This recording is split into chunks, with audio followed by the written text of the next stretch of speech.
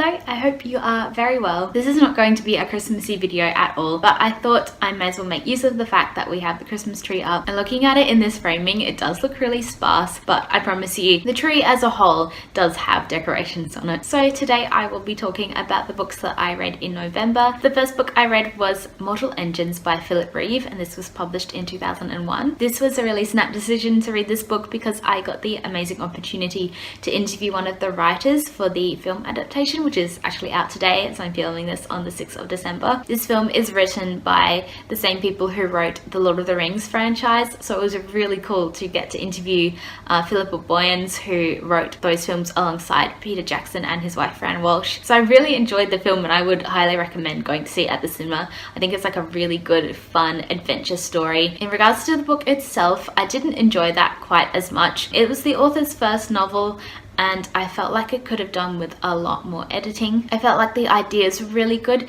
but I don't think they were executed very well. The author would switch all the time between past tense and present tense, and I think I worked out that he was doing this to differentiate between different characters' points of views, but it was really unnecessary to do that, and I find reading in present tense really annoying. So it really drew me out of the story every time that happened. The writing was definitely trying to be very quirky and British in a sort of Dinah Wynne Jones style, but it didn't quite carry it off, I don't think. There were some really weird metaphors he used. For example, one character described another one as being as mad as a spoon. As a metaphor, it doesn't make sense because there's nothing mad about a spoon. The author also tended to jump between different characters' points of views a lot of the time, and even within the same paragraph, and this was also quite disconcerting. This is a young adult novel, and I know that I would have loved the romance in it if I had read it as a child. There are two romances that are very PG, and I absolutely love those kinds of very innocent romances. The characters are all teenagers in the book, so it kind of works.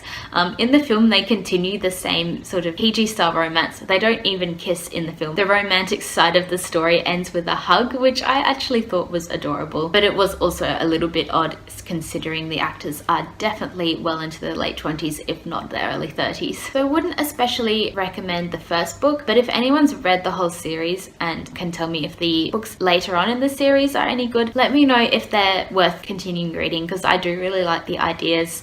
Otherwise, I definitely recommend going out to see the film if you want to go have just a fun time in the cinema for 2 hours. The second book I read in November was The Merry-Go-Round in the Sea by Randolph Stow. I decided to read this because I really want to do the My Neck of the Woods tag, and I realized I actually hadn't read enough authors from my city or my state to do that tag, so I did a bit of a Wikipedia of Perth authors and Randolph Stow came up. He's a very famous Australian author. I've heard of this book before. I know of it as a famous book, but I never knew that it was actually set in Geraldton, which is a country town about 4 hours drive north of Perth. This book is thought to be slightly autobiographical. The author also grew up in Geraldton in the 1940s, and so in the book World War II is going on at the same time as the main character Rob is growing up, and we also get a few chapters from the perspective of Rob's older cousin Rick, who has gone to fight in Asia against the Japanese army. There's not a huge amount of plot. It really is just a story of observations about what it was like to be a child in this particular place, in this particular point of time in history. It definitely got a bit repetitive, but I actually found it really easy to read, strangely,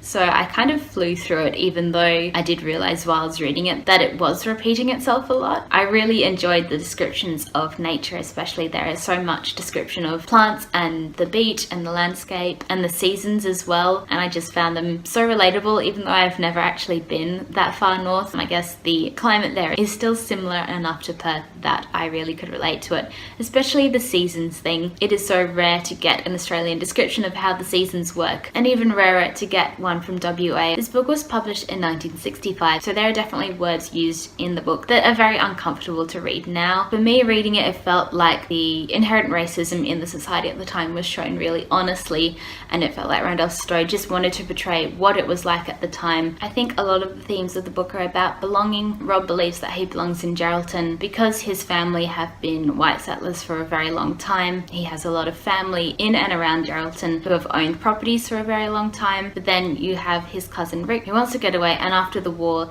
leaves Geraldton to go to university to try and have a life somewhere else, and Rob cannot understand at all why he'd want to do that. So I really liked the way that we had these two characters to really balance out the ideas with. So I wouldn't really recommend recommend this book to anyone who wasn't interested in Australian literature or interested in Western Australian literature particularly. I do think my enjoyment of it was because of having a personal connection with the landscape and the way the landscape was described. But for me, I really enjoyed it. The last book I read in November was The Chrysalids by Wyndham. I wanted just a short book to read to finish up November with because I went on holiday in the last week of November. I knew I would not be reading very much during that time, so I wanted to make sure that I would finish the book before I went away. I'd seen the covers of Wyndham's books around and I thought they were really pretty, so I did basically picked this book up because of the cover. I went to the library and this was the one that was on the shelf, so I picked this one up and I thought it was okay. This is a book about what we presume is Earth in the future. The main character is called David and his dad is a preacher, and he lives in a very strict religious world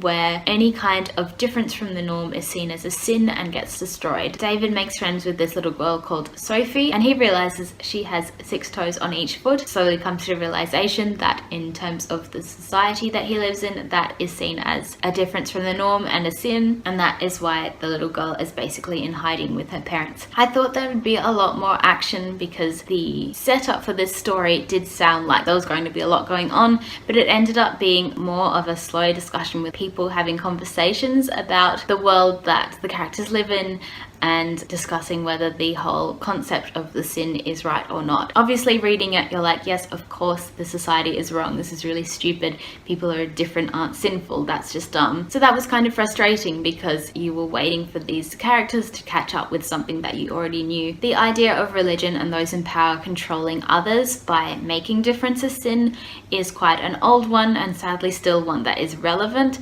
but was not particularly discussed in an interesting way in this book. But it was probably interesting at the time, as this book was published in 1955. If anyone has read other Wyndham books and can recommend me some really good ones, please let me know, because I still think the covers are really pretty, and I know he is a really famous science fiction writer, so I would be interested to read more, but I'm not sure where to start, having not had much success with this one. So that was all I read in November. Please let me know, as always, if you've read any of these and your thoughts on them. I hope you have a great day, and I will see you soon. Bye.